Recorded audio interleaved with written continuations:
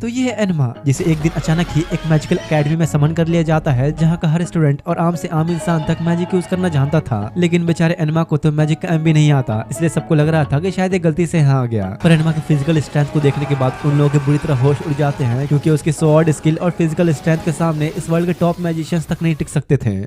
इन सब की शुरुआत होती है एक अलग ही तरह की दुनिया से, जहां मास्क लगा एक आदमी शीशे के सामने खड़ा उससे कह रहा होता है कि मुझे दिखाओ आखिर कौन है वो जो यहाँ आने के लायक है। इसके बाद सीधा एक हाई स्कूल का सीन दिखाया जाता है, जहाँ कुछ स्टूडेंट्स अपने होने वाले शॉर्ट कंपटीशन की तैयारी कर रहे होते हैं, और यहीं पर होता है एनमा, जो इस मैच को बड़ी आसानी से जीत लेता है। उसके दोस्त काफी तारीफें करते हैं कि अरे वाह एनमा, तुम तो सच में कमाल हो, पक्का कल होने वाले कॉम्पिटिशन में तो तुम ही जीतोगे। दरअसल यार एनमा पूरे स्कूल का सबसे अच्छा स्वॉर्ड मास्टर है और काफी टैलेंटेड भी। अपनी आज की प्रैक्टिस खत्म करने के बाद एनमा जब रात में घर वापस जा रहा होता है, तो इसी बीच आसपास कुछ अजीब सा माहौल होने लगा और चारों तरफ कुछ अजीब सी धुंध चलने लगती है। अब इससे पहले कि वो कुछ समझ पाता, अचानक उसके सामने एक बड़ी सी घोड़ा गाड़ी प्रकट हो गई, जो देख एनमा के तो होश उड़ जाते हैं। और इसके अगले पल जब उसकी आंखें खुली तो वो एक अंधेरी सी जगह पर कैद था। एनमा जैसे तैसे करके बाहर तो निकलता है, पर आसपास का नजारा देखकर तो बुरी तरह हैरान होता है। ये कौन सी जगह है? क्या मैं एक कॉफिन के अंदर था? कहीं मैं मर तो नहीं गया? आसपास खड़े लोग भी एनमा को देखकर हैरान होते हैं कि आखिर ये मुमकिन कैसे है, कोई भी इंसान इस कॉफिन से बाहर नहीं आ सकता। एनमा परेशान हो ही रहा होता है कि इतने में पीछे से एक आदमी आते हुए कहता है, कितनी हैरानी की बात है, आज से पहले कभी ऐसा नहीं हुआ कि कोई स्टूडेंट खुद कॉफिन से बाहर आ गया हो। एनमा घबराते हुए जल्दी से एक लकड़ी उठा लेता है और पूछता है कि आखिर तुम लोग हो कौन और मैं हूँ कहाँ? जिस पर वो कहता है कि शांत हो जा बच्चे, तुम अभी हमारे नाइट रेवन कॉलेज में खड़े हो, ट्विस्टेड वंडरलैंड की सबसे खास अकेडमी। यहाँ कोई भी स्टूडेंट ऐसे नहीं आ सकता, बल्कि ये अकेडमी खुद उन्हें चूज करती है कि कौन यहाँ रहने के काबिल है। ऐसे बच्चे जिनमें अनोखी ताकतें हो। साथ ही यहाँ इस प्रोफेसर से ये भी पता लगता है कि ये अकेडमी जिन भी स्टूडेंट्स को चुनती है, उन्हें अपने स्कोर्स के हिसाब से द ग्रेट 7 हाउसेस में अलग अलग बांट दिया जाता है, जहाँ वो लोग अपनी पसंद के मैजिकल फील्ड के अनुसार स्टडी करते हैं। और एनमा यहाँ इसलिए है क्योंकि उसे मैजिकल मिरर ने चुना था, जो काबिल स्टूडेंट्स को इस एकेडमी में लेकर आता है।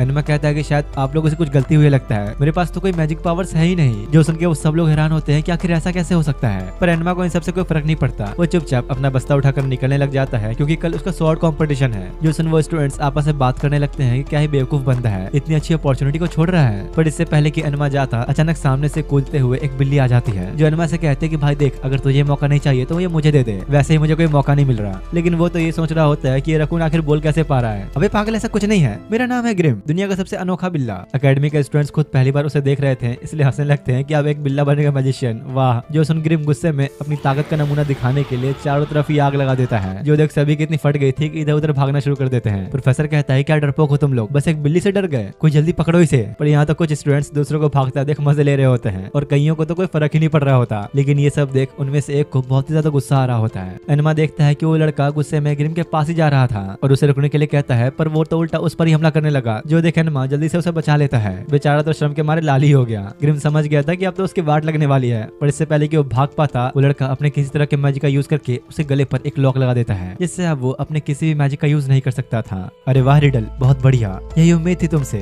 और ग्रिम को उठाते हुए कहता है कि आ बेटा, तुझे तो मैं बताता हूँ। इतना सब कुछ देखने के बाद एनमा को भी यकीन हो गया होता है कि ये सब कोई सपना नहीं, सब सच है। तभी अचानक रिडल बहुत ही गुस्से में आते हुए कहता है कि आखिर तेरी हिम्मत कैसे हुई, एक तो तूने इस जगह की बेइज्जती की और ऊपर से मेरी भी। और अब इससे पहले कि वो एनमा के साथ गुस्से में कुछ करने दे, कुछ स्टूडेंट्स आकर उसे शांत कराते हैं कि भाई रुक जा, वैसे भी ये हमारे रूल्स के बारे में कुछ नहीं जानता। पर एनमा तो भाई मैजिक के बारे में कुछ जानता ही नहीं था, तो यहाँ रहकर करेगा क्या। इसलिए उन्हें अब लग रहा होता है कि शायद डार्क मिरर से कुछ गलती हुई है। प्रोफेसर कहता है कि ठीक है, अगर ऐसा है तो मैं तुम्हें एडमिशन नहीं दे सकता, और डार्क मिरर से एनमा को वापस वहीं भेजने के लिए कहता है जहाँ से वो आया है। पर हैरानी की बात तो यार ये थी कि पूरी दुनिया छानने के बाद भी डार्क मिरर को पता नहीं चलता कि आखिर लड़का आया कहाँ से है। ऐसा कैसे हो सकता है, आखिर तुम हो कहाँ से? तो एनमा कहता है अरे जापान, और कहाँ, तुम लोग नहीं जानते क्या? जापान, इस नाम की जगह के बारे में तो मैंने आज तक नहीं सुना। एनमा ये सुन हैरान तो होता है, पर ज्यादा ध्यान न देते हुए चुपचाप अपने घर के लिए निकल जाता है। पर जैसे ही उसने जाने के लिए एकेडमी के बाहर कदम रखा, तो सामने एक बिल्कुल ही अलग दुनिया होती है, जहाँ लोग तो झाड़ुओं पे उड़ रहे थे। प्रोफेसर पूछता है कि तो क्या तुम्हारा कोई दोस्त है यहाँ जिसके पास तुम रुक सको? तो एनमा मोबाइल निकाल के कॉल लगाने की सोचता है, पर जरा भी नेटवर्क नहीं आ रहा था। और तब उसका शक यकीन में बदल जाता है कि मैं किसी अलग ही दुनिया में आ चुका हूँ।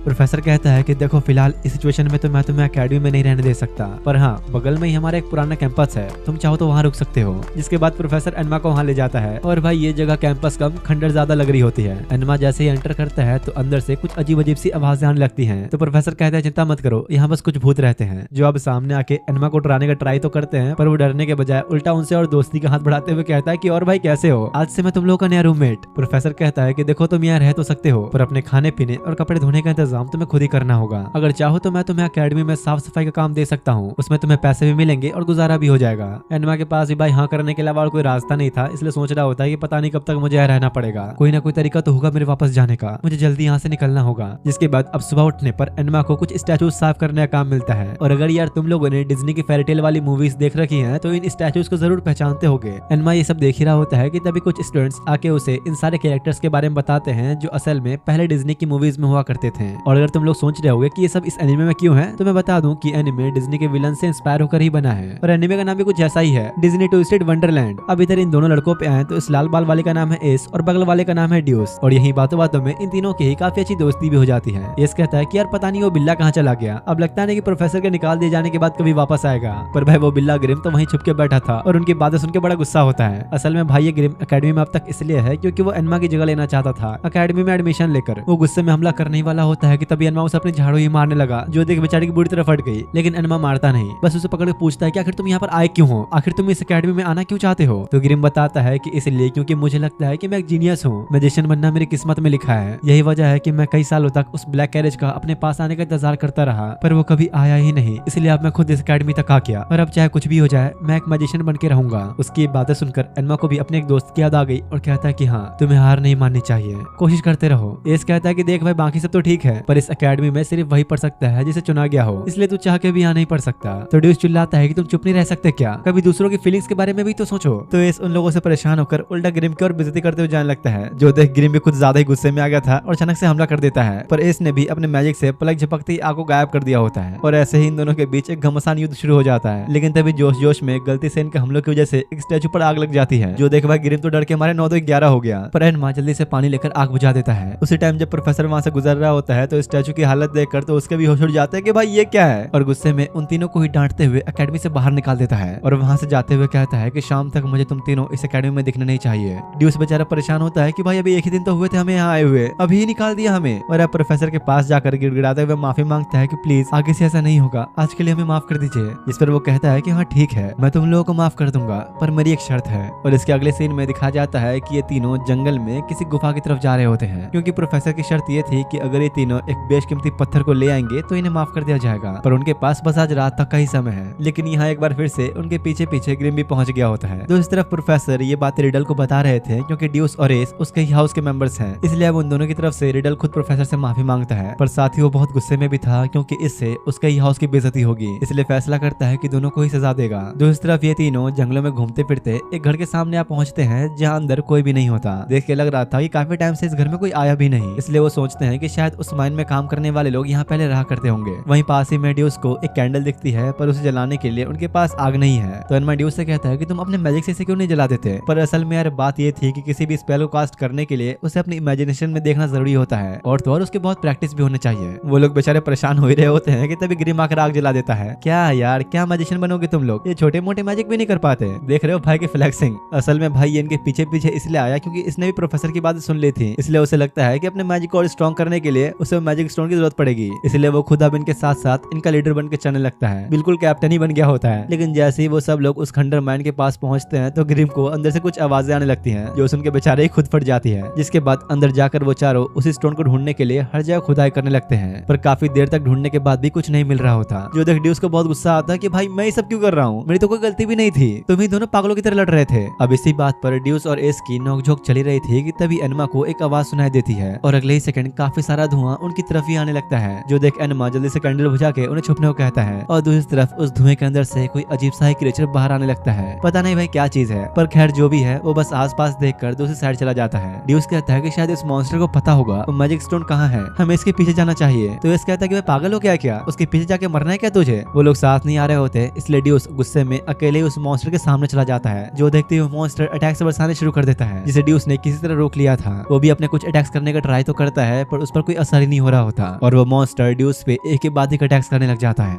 जिससे अचानक ही वो एक बड़े से पत्थर के नीचे दब गया। एनमा जल्दी से जाकर उसकी हेल्प करने के लिए मॉन्स्टर का ध्यान खुद के ऊपर खींचता है और इधर से ग्रिम और एस मिलकर उसमें काफी सारे अटैक्स करते हैं, पर दोनों के कंबाइन अटैक के बावजूद उसे कुछ भी फर्क ही नहीं पड़ रहा होता। फिर भी वो लोग लगातार हमले करके उसका ध्यान भटका रहे होते हैं कि जब तक एनमा ड्यूस को निकाल नहीं लेता। और इसी बीच उन्हें सामने एक चमकता हुआ छोटा सा स्टोन दिखता है, जो कि वही मैजिक स्टोन था जिसे लेने के लिए वो लोग यहाँ आए थे। पर हालात को देखते हुए एनमा उस पर ध्यान न देकर जल्दी से ड्यूस को लेकर बाहर भागता है। लेकिन बाहर आने के बाद ड्यूस और एस आपस में ही लड़ने लगते हैं, क्योंकि ड्यूस बिना मैजिक स्टोन के वापस जाना नहीं चाहता था। पर एस साफ मना कर देता है कि नहीं, तुझे जाना है तो जा, मैं नहीं जाने वाला। एनमा कहता है कि देखो, अगर हम लोग साथ मिलकर काम करें तो किसी तरह उस स्टोन को बाहर ला सकते हैं। अब ये दोनों नखरे तो दिखा रहे थे कि हम दोनों साथ नहीं जाएंगे, पर निकाले जाने के डर से मानना ही पड़ता है। जिसके बाद एनमा रास्ता साफ करने के लिए उस मॉन्स्टर का ध्यान अपने ऊपर लेकर उसे माइंड के बाहर लेकर आता है, जहाँ एकदम सही एस एक के बाद एक कई सारे अटैक्स करने लगा, पर अभी उसे फर्क नहीं पड़ता। जो देख वो अपने सबसे स्ट्रॉन्ग स्पेल को कास्ट करते हुए ग्रिम के साथ मिलकर एक कंबाइन अटैक करता है, जो कि सच में कुछ ज्यादा ही खतरनाक था। मौका देख ड्यूस भी बिना रुके अपने कुछ अटैक्स करता है, जिससे उस मॉन्स्टर को थोड़ा बहुत ही फर्क पड़ रहा था। इसलिए ड्यूस, एस और ग्रिम मिलकर एक साथ कंबाइन अटैक करते हैं, जिसके असर से काफी ज्यादा नुकसान पहुंचा होता है। उन्हें लगता है कि चलो फाइनली जीत ही गए, अब रास्ता साफ है। और अंदर जाने की जैसे ही सोचते ही है कि वो मॉन्स्टर एक जायंट फॉर्म में वापस उठ खड़ा होता है। अब इससे पहले कि इन चारों की फटके चार होती, दूर कहीं से एक अटैक सीधा उस मॉन्स्टर पे आके लगता है और बस उसका खेल वहीं खत्म। ये और कोई नहीं बल्कि रिडल था, जिसने बस एक ही बार में उसे लिपटा दिया।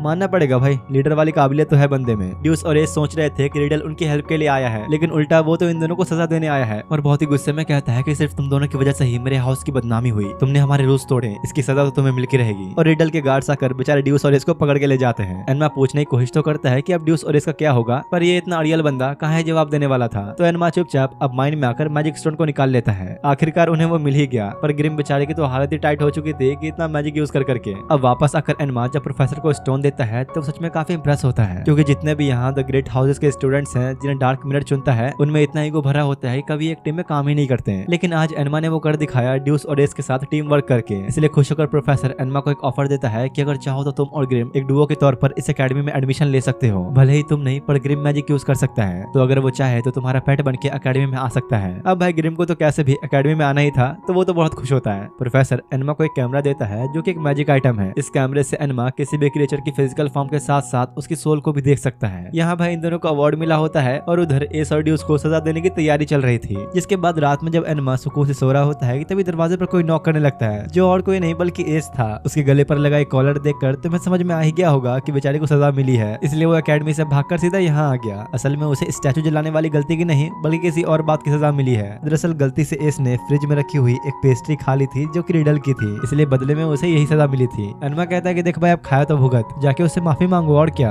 एस कहता है कि हाँ बात तो सही है, अगर नहीं गया तो ये कॉलर हमेशा मेरे ऊपर लटका रहेगा, लेकिन इसे कल देखेंगे, आज के लिए मैं यही सोऊंगा। बेचारा आया तो था एकेडमी से भागकर एनमा के पास सोने, पर यहाँ के भूत तो वह सोने ही नहीं दे रहे होते। सुबह होने पर एस को ढूंढते ढूंढते ड्यूस भी पहुंचता है, जो बताता है कि आज रिडल ने 3 और स्टूडेंट्स को सजा दी है, क्योंकि वो जल्दी उठे ही नहीं। जो सुन एस की ओर फट जाती है, कहीं मैं उसके सामने गया तो मेरी और चटनी न बना दे। वो डर के मारे जाना तो नहीं चाह रहा था, पर एनमा जबरदस्ती घसीटते हुए ले जाता है। जिसके बाद ड्यूस उन्हें अपने डोम में लेकर आता है, जहाँ कुछ ट्रांसपोर्टेशन पोर्टल्स बने हुए थे। ये गेट्स असल में अलग अलग हाउस मेंबर्स के डोम में जाने का रास्ता था। एनमा जब अंदर जाता है तो आसपास की जगह काफी ज्यादा खूबसूरत थी, और ऑब्वियसली भाई रिडल एक हाउस लीडर है, तो ऐसी शाही जगह तो होनी ही थी। वहीं पास में खड़ा एक लड़का फ्लावर्स पे रेड कलर लगा रहा होता है। ये एस और ड्यूस दोनों का ही सीनियर था। एस के गले पर लगा मैजिक लॉक देख के वो दोनों के साथ एक सेल्फी लेता है और मैजिक कॉम्ब नाम की एक ऐप में पोस्ट कर देता है, जो कि एक तरह से इंस्टाग्राम की ही तरह है। और इस बंदे का नाम है कैटर। एनमा जब अपना नाम बताता है तो वो कहता है कि अरे वाह, तुम तो वही नए लड़के हो ना, काफी सुना है तुम्हारे बारे में। और हाँ, अगर तुम लोग थोड़े कंफ्यूज हो तो मैं बता दूं कि मैं इन फ्लावर्स को इसलिए कलर कर रहा था क्योंकि कल हमारी ट्रेडिशनल अनबर्थडे पार्टी होने वाली है। असल में भाई ये इनकी अनबर्थडे पार्टी एक तरह का जश्न ही है, जो कि तब मनाई जाती है जब किसी का बर्थडे नहीं होता, इसलिए नाम पड़ा है अनबर्थडे पार्टी। और अब जब ये लोग भी यहाँ आ ही गए थे तो कैटर अपना काम निकलवाने के लिए चारों को अलग अलग काम सौंप देता है। ड्यूस तो एक ही बार में अपने मैजिक से सारे फ्लावर्स को कलर करने का ट्राई करता है, पर उल्टा बेकार ही कर देता है। और ग्रिम ने तो भाई गलती से आग ही लगा दी होती है। कैटर बताता है कि इन फ्लावर्स को इसलिए कलर किया जा रहा है क्योंकि अपने रिडल भाई साहब थोड़े पुराने तौर तरीके पसंद करते हैं, जिसमें ये रेड रोजेस भी शामिल है। एस पूछता है कि वैसे हमारे हाउस वार्डन रिडल है कहाँ, मुझे उनसे कुछ बात करनी थी। कैटर कहता है कि देखो, तुम तब तक अंदर नहीं जा सकते जब तक चुराई हुई चीज को वापस नहीं करते। और चुराई हुई चीज से कैटर का मतलब उस पेस्ट्री से है जो एस ने खा ली थी। और क्योंकि उसे ऑर्डर्स नहीं मिले थे तो इसलिए अपने मैजिक से बहुत सारे क्लोन्स बनाकर सबको उठाकर बाहर निकाल देता है। और एस से कहते हुए चला जाता है कि जब तक तुम चुराया हुआ सामान वापस नहीं करोगे अंदर नहीं आ सकते। एस तो बड़े गुस्से में होता है कि साले कैटर की तो ऐसी की तैसी, एक बार बस मिल जाइए बाहर। थोड़ी देर में ही उनकी क्लास का वक्त भी हो गया होता है और यहाँ पर हमें पता लगता है कि एनमा और ग्रिम भी एस और ड्यूस की क्लास में ही है। और इसी के साथ अब इनकी फर्स्ट क्लास होती है, जहाँ ये लोग मैजिक पोशन बनाना सीखेंगे। और ये है इनका टीचर डाइवर्स। भाई एक तो यार मुझे भी समझ नहीं आ रहा है कि लड़का है लड़की, सबकी शक्ल इस एनिमे में इतनी लड़कियों वाली है। डाइवर्स समझाता है कि उन्हें पोशंस बनाते टाइम किन किन बातों का ध्यान रखना है और क्लास में अगर कोई बच्चा फेल हुआ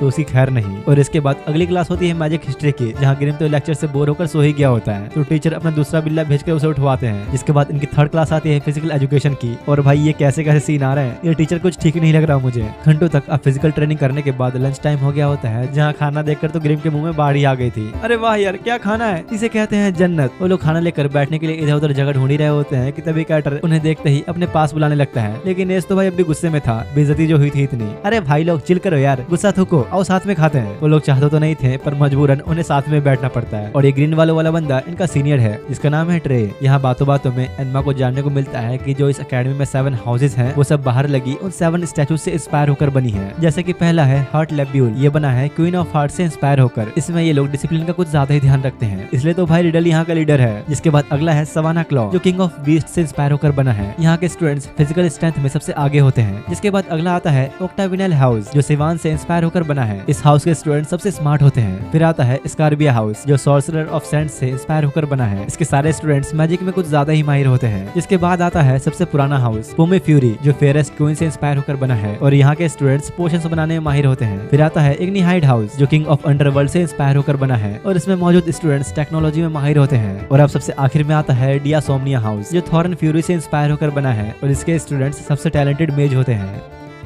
वो लोग ये बातें बता ही रहे होते हैं कि तभी उनके पास डियासोम्निया हाउस का एक सीनियर स्टूडेंट आ जाता है, जो दिखता बिल्कुल एक छोटे बच्चे की तरह था। मैंने सुना है कि तुम हमारे हाउस के बारे में कुछ बातें कर रहे थे, वैसे अगर तुम्हें कुछ जानना है तो पूछ सकते हो। वो इन लोगों से बातें करने में लगा होता है, पर उसके पीछे बैठे कुछ दोस्तों को बिल्कुल भी अच्छा नहीं लग रहा होता कि वो एनमा से और बाकियों से बातें कर रहा है, तो बेचारे को जाना ही पड़ता है। उसके जाने के बाद ये लोग अपनी बात आगे कंटिन्यू करते हुए बताते हैं कि दरअसल इमेजेस इन पर्सनैलिटी के अकॉर्डिंग ही खुद की एबिलिटी को डेवलप करते हैं। जैसे कि कैटर एक बार में अपनी कई सारी कॉपीज बना सकता है, जो उसका खुद का एक यूनिक स्पेल है। साथ ही रिडल के पास भी अपना खुद का बनाया हुआ मैजिक सीलिंग स्पेल है, जो सिर्फ वही यूज कर सकता है। ये कहता है कि यार खुद को समझता क्या है, स्पेशल मैजिक है तो क्या किसी पर भी इस्तेमाल करेगा। लेकिन तभी भाई अचानक ही रिडल सामने आ जाता है। लगता है अब तुम लोगों को मैं काफी ज्यादा बुरा लगने लगा हूँ। तुम्हें याद तो है ना, तुमने क्वीन के स्टैचू को बर्बाद किया था। वो तो हमारे प्रोफेसर अच्छे दिल के हैं, तो उन्होंने तुम्हें माफ कर दिया। अगर मैं होता ना तो बेटा तुम लोग अकेडमी के आसपास भी नजर नहीं आ रहे होते। रिडल ए से कहता है कि वैसे तो मैं तुम्हारे कॉलर को हटाने आया था, पर अब तुम्हारी बातें सुनकर ऐसा लग रहा है कि तुम्हें अब इसकी जरूरत है। और अब उन्हें खड़ा करके कैसे डिसिप्लिन में रहना है एंड दिस दैट वगैरह वगैरह सब कुछ समझा रहा होता है। और जाते जाते भी डिसिप्लिन का भाषण ही दे रहा होता है। कैटर कहता है कि देख भाई, अगर तुझे सच में कॉलर हटाना है तो एक केक लेकर आ जा। जो सुनते ही एस जाके ट्रे को मस्का लगाने लगता है, क्योंकि वो केक बनाने में माहिर था। ट्रे कहता है कि हाँ ठीक है मैं बना दूंगा, पर बदले में मुझे कुछ चाहिए। नहीं मैं पैसे नहीं मांग रहा, बस मुझे इंग्रेडिएंट्स चाहिए, जिन्हें लाने के लिए उन्हें सवाना क्लो वालों के एरिया में जाना पड़ेगा। इसके बाद एनमा और बाकी सब सवाना क्लो हाउस के गार्डन में इंग्रेडिएंट्स कलेक्ट करने आ जाते हैं, जहाँ लिटरली दुनिया के सारे फलों के पेड़ मौजूद थे। पर तभी एनमा गलती से किसी के पूंछ पर पैर रख देता है, जो कि था सवाना क्लो का ही एक मेंबर। तो एनमा उसे सॉरी कहकर वहां से जाने ही लगता है कि तभी उसने एनमा को पहचान लिया। अरे तुम तो वही हो ना जो मैजिक यूज नहीं कर सकता। चलो छोड़ो यार, मैं इसके बदले में तुम्हें मारने नहीं वाला, तुम तो वैसे ही कमजोर हो, पर तुमने मेरी पूंछ पर पैर रखा तो सजा तो मिलेगी ही। लियोन एनमा को जड़ के एक लात मारने वाला होता है कि तभी पीछे से उसका एक साथी आ जाता है और एनमा से कहता है कि प्लीज इसे माफ कर देना, ये छोटी छोटी बातों पर कुछ ज्यादा गुस्सा हो जाता है, इस पर ध्यान मत दो। और लियोन को वहां से लेकर चला जाता है।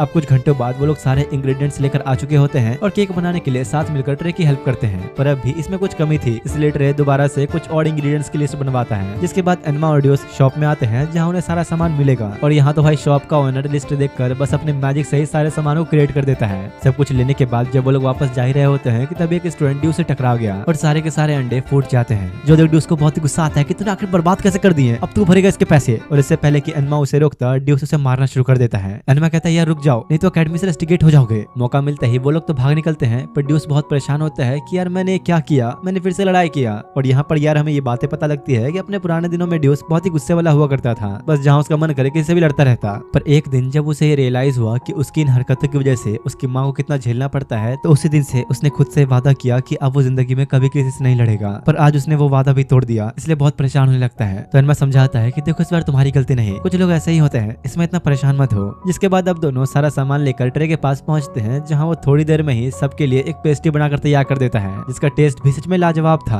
ट्रे सबसे उनके फेवरेट खाने के बारे में पूछता है और सभी पेस्ट्रीज पर अपना कोई मैजिक इस्तेमाल करता है, जिसके बाद तो उस पेस्ट्री का टेस्ट उनके फेवरेट खाने जैसा हो चुका था। और अब इसको रिडल के लिए बनाई हुई पेस्ट्री देते हुए कहता है कि कल इसे बर्थडे पार्टी में लाना मत भूलना। पर यहाँ बेचारे एस के लिए दिक्कत ये थी कि उसके गले पर अभी भी कॉलर लगा हुआ है, इस वजह से वो आज भी अपने डोम में नहीं जा सकता। तो एनमा के उस आलिशान कैंपस में रुकने के अलावा उसके पास और कोई रास्ता नहीं। दूसरी तरफ ट्रे और कैटर जब वापस अपने डोम में आते हैं तो यहाँ एक नहीं बहुत सारे स्टूडेंट्स के ऊपर कॉलर लग चुके थे। असल में इन सब ने शहद के साथ नींबू पानी पी लिया था, जो कि रिडल के बनाए रूल्स के खिलाफ था। इसलिए वो सब भी थोड़े परेशान होते हैं कि यार अब तो हम कुछ खा भी नहीं सकते हैं, इससे तो अच्छा है कि हम किसी और हाउस में चले जाएं। तो ट्रे कहता है कि रुको, मैं कल रिडल से बात करके देखता हूँ। पर अंदर ही अंदर वो भी अच्छे से जानता था कि रिडल को मनाना कोई आसान काम तो नहीं है। दूसरी तरफ एनमा जब रात में सो रहा होता है कि तभी उसे एक अजीब से सपना आता है, जिसमें गुलामों के सही से काम न करने पर मालकिन उन्हें सजा देती है। और भाई ये लगाकर एनमा को 2 बार कुछ ऐसे ही सपने आ चुके हैं, इसलिए वो भी परेशान होता है कि आखिर इन सपनों का मतलब क्या है। सुबह होने पर अब सब लोग अनबर्थडे पार्टी के लिए निकलते हैं और इस भाई बस यही दुआ करने में लगा होता है कि प्लीज बस किसी तरह रिडल मान जाए। अरे वाह, आगे तुम लोग चलो जल्दी से अपने पार्टी आउटफिट्स पहन लो। सबको वेलकम करने के लिए कैटर ने अपने ढेर सारे क्लोथ्स बना रखे थे और यहाँ अंदर तो भाई पूरी सजावट रिडल के रूल्स के हिसाब से ही की गई थी। और लो, नाम लिया शैतान हाजिर। अपने राजा साहब बिल्कुल शाही अंदाज में एंट्री लेते हुए कहता है कि हाँ, इस बार तुम लोगों ने सारा काम डिसिप्लिन में किया, मुझे अच्छा लगा। उसका मूड ठीक देखकर रिडल उसे केक ला कर देता है। केक देखकर तो वो और उल्टा गुस्से में पागल ही हो गया, क्योंकि ये केक बनाना उनके रूल से खिलाफ है। लिटरली भाई मैं मजाक नहीं कर रहा, रिडल के बनाए 810 रूल्स में से इस केक को ना खाना भी एक रूल है। पता नहीं भाई अब इस बंदे को केक से क्या दिक्कत है। बेचारा ट्रे भी बस 300 रूल्स तक ही जानता था, इसलिए खुद जाकर अब रिडल से माफी मांगते हुए कहता है कि माफ कर दो, ये केक मैंने बनाया था, इसकी कोई गलती नहीं। देखो मैं इस केक के लिए मना नहीं कर रहा, पर इस केक को आज के दिन ही हिलाना रूल से खिलाफ है। एनमा कहता है कि मुझे तो नहीं लगता कि ये इतनी कोई बड़ी गलती है, इस केक के यहाँ होने से बाकी को तो कोई फर्क नहीं पड़ रहा, तो आखिर तुम इतना गुस्सा क्यों हो रहे हो। एस भी अपने जोश जोश में एनमा के साथ देते हुए अपना सारा गुस्सा निकाल देता है। सही कहा तुमने, सारी गलती इस रिडल की ही है, हमेशा बस इसे रूल्स ही बनाने हैं, जहाँ देखो वहाँ रोज घुसाता रहेगा। अब यार चाहते तो सब थे, पर रिडल के सामने उसे खिलाफ खड़ा होने की हिम्मत किसी में नहीं थी, इसलिए कोई बेचारे एस के साथ नहीं दे रहा होता। रिडल कहता है कि क्या तुम लोग भूल गए, जब से मैं हाउस लीडर बना हमारा कोई भी मेंबर फेल नहीं हुआ, क्या इतना काफी नहीं है मेरी काबिलियत साबित करने के लिए। रिडल का कहना था कि भाई वो जो भी कर रहा है अपने साथियों के भले के लिए कर रहा है, पर ड्यूस, एस और एनमा अभी इस चीज के खिलाफ होते हैं। तो अपने राजा साहब गुस्से में उन सब के गले पर कॉलर लगा देते हैं और उठा के पार्टी से बाहर फेंक देता है, जो देख ट्रे काफी परेशान हो रहा था, क्योंकि रिडल पहले ऐसा नहीं हुआ करता था। वो बचपन में हमेशा खुश रहा करता, और उसकी माँ इतनी स्ट्रिक्ट थी कि उसे हर छोटी बात पर डांटा करती। और एक समय तो ऐसा आया कि रिडल का खेलना कूदना भी बंद कर दिया गया, और इसी वजह से आज वो ऐसा बन चुका है। इधर ये चारों कॉलर पहनकर परेशान बैठे होते हैं कि पता नहीं भाई अब ये कब हटेगा, कि तभी अचानक ही ऊपर से एक लटकता हुआ सर सामने आ गया, जो देख उन सबकी फट जाती है, पर फिर वो पूरी तरह सामने आ जाता है। इस पूछता कि आखिर तुम हो कौन। ओ मेरा नाम तो बहुत बड़ा है, पर तुम मुझे शॉर्ट में चैन्या कह सकते हो, और मैं अच्छी तरह से जानता हूँ कि तुम लोगों के साथ क्या हुआ है। वैसे भी तुम लोग कुछ नहीं कर सकते, वो बचपन से ही ऐसा है। इस पूछता है तो क्या तुम रिडल को बचपन से जानते हो। हाँ शायद ऐसा कह सकते हैं, तुम्हें जाके सीधा ट्रे से क्यों नहीं पूछते, दोनों ही बचपन के काफी अच्छे दोस्त हैं। और इतना बताकर चैन्या गायब हो जाता है। ये लोग भी थोड़े हैरान होते हैं कि अगर ऐसा है तो ट्रे ने हमसे बात क्यों छुपाई, इसलिए अब रात में सीधा ट्रे से ही पूछने आते हैं कि आखिर सच क्या है। तो बताता है कि हाँ तुमने सही सुना, हम एक दूसरे को काफी पहले से जानते हैं, बचपन से ही उसकी जिंदगी डिसिप्लिन पर चलती रही। रिडल के पेरेंट्स हमारे टाउन की फेमस हीलर्स थे, और उसकी माँ तो इतनी स्ट्रिक्ट थी कि रिडल से अगर छोटी सी भी गलती हो जाती तो उसे कड़ी सजा मिलती। उसे कभी ढंग से प्यार मिल ही नहीं पाया, और वो बचपन से ही बस ये सब सहता आ रहा है। इसी वजह से वो आज इतना बदल चुका है कि उसे जरा भी पसंद नहीं कि कोई रूल्स तोड़े। इसलिए ट्रे भी आज तक चाह के भी इतनी हिम्मत नहीं जुटा पाया कि रिडल को बता सके कि उसका ये तरीका गलत है। क्या मतलब, कहने को तुम उसके दोस्त हो, पर उसे कभी हिम्मत जुटाकर कह नहीं सके कि आखिर क्या सही है और क्या गलत। तुमने तो कभी कोशिश भी नहीं की, दोस्त कहलाने के लायक नहीं हो तुम। ये सब सुनकर ट्रे को काफी ज्यादा बुरा लग रहा होता है कि तभी इतने में पीछे से प्रोफेसर आ जाता है, जिसने उनकी पूरी बातें सुन ली थी, और कहता है कि अगर तुम लोगों को रिडल से इतनी ज्यादा दिक्कत है तो तुम खुद क्यों नहीं हाउस लीडर बन जाते। ऐसा करने के लिए ज्यादा कुछ नहीं, तुम्हें बस रिडल को चैलेंज करके हराना होगा। जो सुन एस भी जोश जोश में हाँ कर देता है। उसके मन में पहली लड्डू फूटने लगते हैं कि अगर वो हाउस लीडर बन गया तो रिडल उससे खुद माफी मांगने आएगा। पर दिक्कत ये थी कि इस बैटल में सिर्फ और सिर्फ मैजिक का ही यूज हो सकता है, जो सुन दोनों की फट जाती है, क्योंकि यहाँ मैजिक के मामले में रिडल को कोई हरा ही नहीं सकता। पर फिर भी अब हाँ कर दिया तो लड़ना तो पड़ेगा ही। तो इसलिए अब सुबह होते ही एनमा, ड्यूस, एस और ग्रिम चारों एक साथ रिडल को चैलेंज करने के लिए आते हैं। और क्योंकि इस फाइट में मैजिक यूज होना था तो प्रोफेसर रिडल से कहकर उनके गले से कॉलर हटवा देता है। रिडल कहता है कि हाँ हाँ खुश हो लो, बस थोड़ी देर की बात है, वैसे ये कोई मजाक चल रहा है क्या जो तुमने इतनी अजीब सी चीज पहनी है। तो एनमा कहता है कि नहीं, ये मेरा आर्मर है जो मैंने ड्यूस को दिया है। भाई ये क्या पहना दिया इसे। अब प्रोफेसर के इशारा करते ही फाइट शुरू होती है, जहाँ रिडल सबसे पहले अपना अटैक करता है, जिसके असर से ही ड्यूस और एस दूर जाकर गिरते हैं, और बस इसी के साथ रिडल ये मैच जीत गया। भाई ये तो शुरू होते ही खत्म हो गया। रिडल रिडल कहता है कि आखिर तुम्हारी हिम्मत भी कैसे हुई इतने कम लेवल पर होने के बाद भी मुझे चैलेंज करने की? क्या तुम्हारे पेरेंट्स ने तुम्हें जरा भी तमीज नहीं सिखाई? रिडल भाई फ्लो में उनकी कुछ ज्यादा ही बेइज्जती करने लग गया था, जो देख एस अचानक ही उठकर जड़ के एक पंच मारता है। तो अपने आप को बहुत महान समझता है क्या? तेरे माँ बाप क्या बहुत अच्छे थे? उन्होंने तो बड़े अच्छे से पाला ना तुझे। चल यही बता दे कि इतने सालों में क्या तूने अब तक कोई दोस्त बनाया? अपनी माँ के स्ट्रिक्ट रूल्स के कारण तेरी मैजिकल पावर्स तो बढ़ गई, पर तेरे अंदर के इमोशंस बिल्कुल ही खत्म हो चुके हैं, इसलिए आज तू ऐसा बन गया। तभी यहाँ पर रिडल के कुछ पास्ट का सीन दिखाया जाता है, जहाँ उसकी माँ उसके अपने बर्थडे पर एक वाहियात सा केक खिला रही थी, ये कहते हुए कि इसमें शुगर नहीं होता, तुम्हारी सेहत के लिए अच्छा ही है। जब भी रिडल ने उनके सामने अपनी मांग रखनी चाहिए तो उसे डांट पटकाट कर चुप करा दिया जाता, और इसी तरह धीरे धीरे उसने अपने दोस्तों को भी खो दिया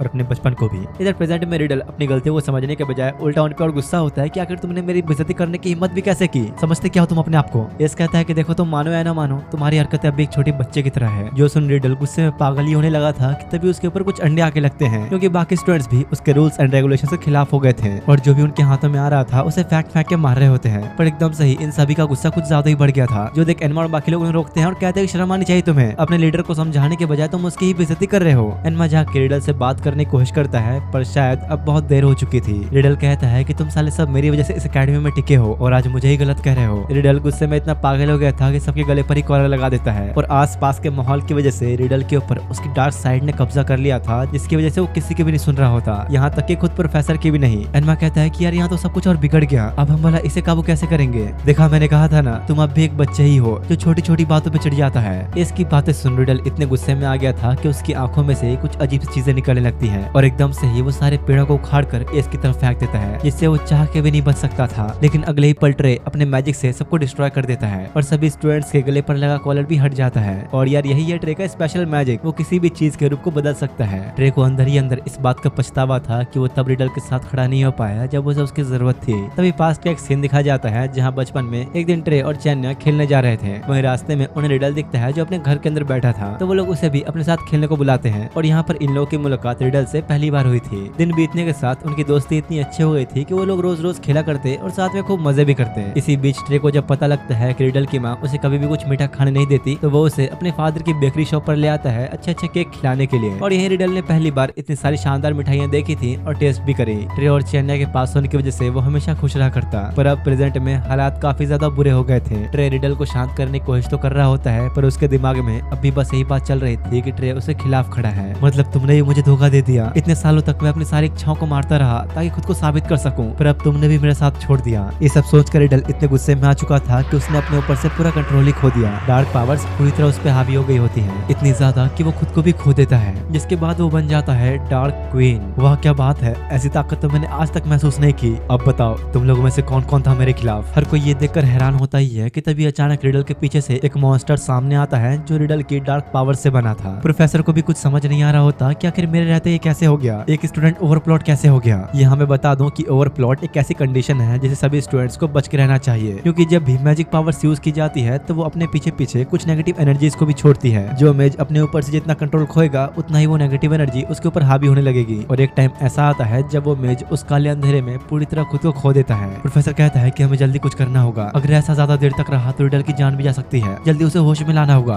पर इससे पहले कि वो लोग कुछ सोच पाते, रिडल अपने मॉन्स्टर के जरिए कुछ खतरनाक अटैक्स करता है जो इतना पावरफुल था कि खुद प्रोफेसर को उसे रोकना पड़ा। रिडल कहता है कि अब पछता के क्या फायदा, मेरी बेइज्जती करने से पहले सोच लेना चाहिए था, और वो एक के बाद एक लगातार अटैक्स करने शुरू कर देता है, जिसे इस बार तो प्रोफेसर भी खुद नहीं रोक पा रहा होता। इसलिए सभी स्टूडेंट्स को भागने के लिए कहता है, क्योंकि वो इसे और ज्यादा नहीं संभाल सकता। लेकिन वो लोग भी पीछे हटने वाले कहाँ थे, एक साथ मिलकर उसका सामना करने का फैसला करते हैं। हालांकि इनके हमलों से रिडल को ज्यादा कोई फर्क पड़ नहीं रहा होता, पर इसके बावजूद वो लोग हार नहीं मानते हैं। ट्रे मनी मन सोचता है कि मैं पहले ही बहुत भाग चुका, पर इस बार नहीं, इस बार रिडल को मेरी जरूरत है। कैटर चिल्लाते हुए कहता है कि भाई पागल हो गए हो क्या तुम सारे, उसके सामने टिक नहीं पाओगे, भागो यहाँ से। पर भाई इन लोगों ने भी फैसला कर ही लिया था, तो कैटर चाहे कितना भी कह ले हिल ही नहीं रहे होते, इसलिए अब उस बेचारे को भी रुकना ही पड़ता है। इधर ये लोग जब रिडल को रोकने में लगे होते हैं तो प्रोफेसर घायल स्टूडेंट्स को लेकर बाहर निकालने में लग जाता है, पर इस बार वो आसमान से कई सारे नीडल्स बरसा देता है, जिनसे बचना बेहद ही मुश्किल था। रिडल एक साथ कई हजारों नीडल्स को उनकी तरफ फेंक देता है, जिसका वो लोग बड़ी मुश्किल से ही सामना कर पा रहे होते हैं। पर इसी बीच एनमा देखता है कि ग्रिम तो बुरी तरह फंस चुका है, और जैसे ही उसे निकालने जाता है तो इन नीडल्स की डार्क पावर्स उन दोनों को ही अपने अंदर खींचने लग जाती है, जो देख ट्रे एक सेकंड में उन्हें डिस्ट्रॉय कर देता है। और अब टाइम बीतने के साथ रिडल तो भाई और भी ज्यादा गुस्से में आ चुका होता है, और सबको एक दूसरे से अलग करके मौका देख कर भी उसके ऊपर कुछ नीडल से वार करता है, जो कि बस उसे लगने ही वाला था कि तभी कैटर बीच में आ गया, जो देख सब डर जाते हैं कि शायद कैटर अब नहीं बचेगा। पर ये तो बस उसका क्लोन था, उसने ऑलरेडी अपने कई सारे क्लोन्स बना रखे होते हैं। और इसके बाद तो रिडल के अगले कई सारे अटैक्स को ट्रे और कैटर इजीली रोक देता होते हैं। एनिमा और बाकी सबके एक साथ मिलकर काम करने की वजह से रिडल का कोई भी अटैक नहीं लगता, जो देख उसे बिल्कुल भी समझ नहीं आता कि आखिर ये सब हो क्यों रहा है। मैंने तो कभी कोई रूल्स नहीं तोड़े, हमेशा नियमों का पालन किया, तो आखिर ये लोग मेरे सामने तक टिके कैसे हैं। एनिमा समझ जाता है कि अब यही सही वक्त है और अपना वही सूट पहनकर रिडल का सारा ध्यान खुद के ऊपर खींच लेता है, जिससे सारे के सारे अटैक्स उसके ऊपर ही होने शुरू हो जाते हैं। पर हैरानी की बात तो ये थी कि एनिमा बिना किसी मैजिक के उन सभी हमलों को रोक पा रहा था, वो भी बस अपनी स्वॉर्ड से। और जैसे रिडल गुस्से में पागल होकर एनिमा को जान से मारने की कोशिश करता है तो ट्रे और बाकी सब उसके सारे हमलों को रोकने में लग जाते हैं। उसे खुद के इतना करीब आता देख रिडल एक बड़ी सी स्वॉर्ड बना के मारने की कोशिश करता है, लेकिन एनिमा पता नहीं कैसे उस सब से बचते हुए सीधा उस मॉन्स्टर पे वार करके उसे पूरी तरह खत्म कर देता है। और अब धीरे धीरे रिडल को भी थोड़ा बहुत होश आने लगा था और उसे अपने बचपन की कुछ बातें याद आने लगती हैं, जहां वो हमेशा से बस इन रूल्स पर जीता आ रहा था। उसे समझ में आ जाता है कि कैसे इन रूल्स के चक्कर में उसने अपना सारा बचपन ही खो दिया। जैसे बचपन में उसकी माँ हमेशा उसे कैद रखा करती, आज फिर से वो वैसे ही खुद में कहीं कैद हो चुका था। वो आसपास देखकर काफी घबरा रहा होता है कि आखिर मैं कहाँ गया, ये कौन सी जगह है। उसे बाहर निकलने का कोई रास्ता नहीं दिख रहा था, पर तभी अचानक सामने से एक तेज रोशनी चमकती है और एक हाथ उसकी तरफ बढ़ने लगता है, जिसके बाद अगले पल जब उसकी आंखें खुली तो सामने ट्रे उसका हाथ पकड़े बैठा था। प्रोफेसर को भी थोड़ी राहत मिलती है कि चलो फाइनली ये होश में आ गया, सब ठीक हो गया।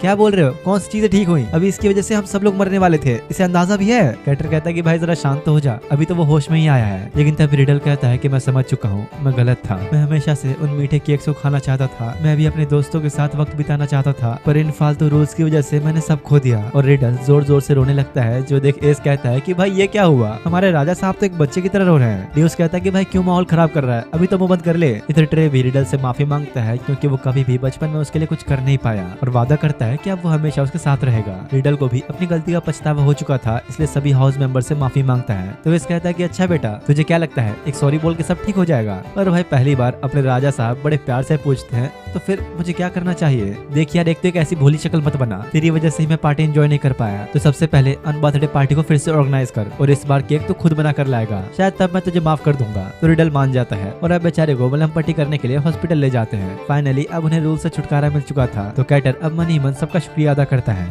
अगले दिन अब दोबारा से अनबर्थडे पार्टी ऑर्गेनाइज की जाती है, जहाँ अपने राजा साहब हर बार की तरह बड़े शान से एंट्री लेते हैं और इस बार सर को केक से कोई दिक्कत भी नहीं थी। पर तभी उसकी नजर गार्डन में लगे उन फूलों पे पड़ती है जिनमें कलर नहीं हुआ था। सबकी डर के मारे फट जाती है कि भाई कहीं ये गुस्से में फिर से पागल ना हो जाए, लेकिन इस बार ऐसा कुछ नहीं होता। रिडल शांति से खुद उन फ्लावर्स को रंग देता है, जो देख सब खुश होते हैं कि चलो फाइनली ये बदल गया। इतना ज्यादा बदल गया कि खुद सबके लिए केक बना कर लाया होता है, जिसका टेस्ट तो लाजवाब था। मजाक कर रहा हूँ, बेहद ही घटिया बना था, क्योंकि राजा साहब ने गलती से केक में चीनी की जगह नमक मिला दिया था, जो देख वो लोग भी काफी हंसते हैं। और एनिमा अपने नए कैमरे से इन खूबसूरत पलों की तस्वीरें खींचता है। तभी रिडल की नजर चेन्नई पे पड़ती है, जो उन लोगों से मिलने आया था, लेकिन एनिमा और बाकियों को इसके बारे में ज्यादा कुछ पता नहीं होता कि आखिर ये कौन है। तो ट्रे बताता है कि दरअसल चेन्नई हमारे बचपन का ही एक दोस्त है, जो दूसरे स्कूल में पढ़ता है, रॉयल स्वॉर्ड अकेडमी, जो इन लोगों की अकेडमी का राइवल है। और जल्द ही कुछ दिनों में इन दोनों ही अकेडमीज के बीच एक जबरदस्त कॉम्पिटिशन होने वाला है, जहाँ दोनों ही अकेडमीज के बेस्ट स्टूडेंट एक दूसरे का सामना करेंगे। इधर इन लोगों की पार्टी शार्टी चल रही होती है और दूसरी तरफ सवाना क्लॉ के लियोन को दिखाया जाता है, जिसने इस होने वाले कॉम्पिटिशन के लिए कुछ बहुत ही खतरनाक प्लान कर रखा था। और भाई इसी के साथ इस एनिमे का सीजन 1 यहीं पर एंड होता है। फिलहाल तो अभी तक इसका एक ही सीजन आया है, जब अगला सीजन आएगा तो जल्दी वो तुम्हें यहाँ देखने को मिल जाएगा। तब तक के लिए अपने सामने ये स्क्रीन पर आ रहे कुछ एनिमेज देख सकते हो, बाकी लाइक जरूर करके जाना।